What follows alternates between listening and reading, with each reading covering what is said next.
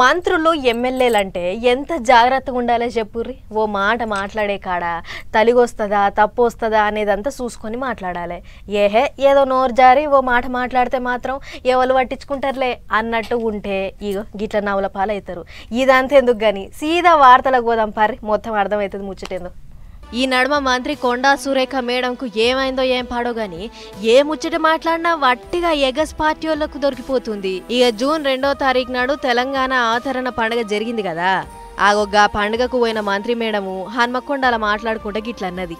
ప్రజలకు ప్రతి ఒక్కరికి కూడా ఈ గణతంత్ర ఈరోజు జరుపుకుంటున్నటువంటి కార్యక్రమంలో మీరందరూ పాల్గొన్నందుకు పేరు పేరున ధన్యవాదాలు అర్పించుకుంటూ, ఏంటిరా తెలంగాణ అవతరణ దినోత్సవంలకు బదులు గణతంత్ర దినోత్సవం అనేసింది. ఇదొకటే కాదు, మొన్న ప్రపంచ సుందరీలు వరంగల్కు పోతే ఆడ కూడా గిదే కథ. అంత తప్పులు మాట్లాడే అవతలోళ్లకు సందిచ్చింది. గిట్ల మైక్ ముంగట్కి పోగానే ఏమైతుందో ఏం పాడో గానీ ఏడ్నొత్తన దొరికిపోతుంది. ఈ వీడియో ఇప్పుడు సోషల్ మీడియాలో ఇరగమరగా తిరుగుతుంది. ఇక మేడం ముచ్చట గిట్లుందా? ఇటు దాఖల మంత్రి దామోదర రాజనరసింహ సార్ సంగారెడ్డికి పోయిండు. అవతరణ దినం పండుగ చూసుకొని ఆడనే పెట్టిన ఓ స్టాల్ ను చూసిండు. ఇక ఏమన్నాడో ఇనుర్రి. ఎంఎస్పీ తీసుకుంటాం, రైతు బంధు తీసుకుంటాం, తింటాం, ఎంఎస్పీ తీసుకుంటాం, రైతు బంధు తీసుకుంటాం, తింటాం.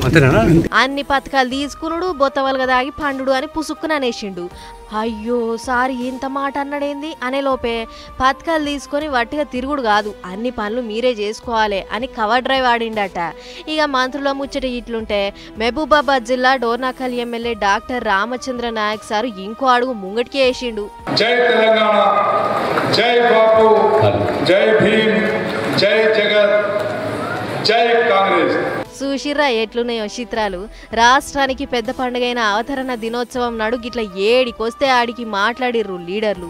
ఎంతైనా నాయకులు కదా, ఏం మాట్లాడినా చెల్లుతుంది అనేది వాళ్ళ ఫీలింగు అని అనుకుంటుర్రు గీ ముచ్చట చూసిన పబ్లిక్.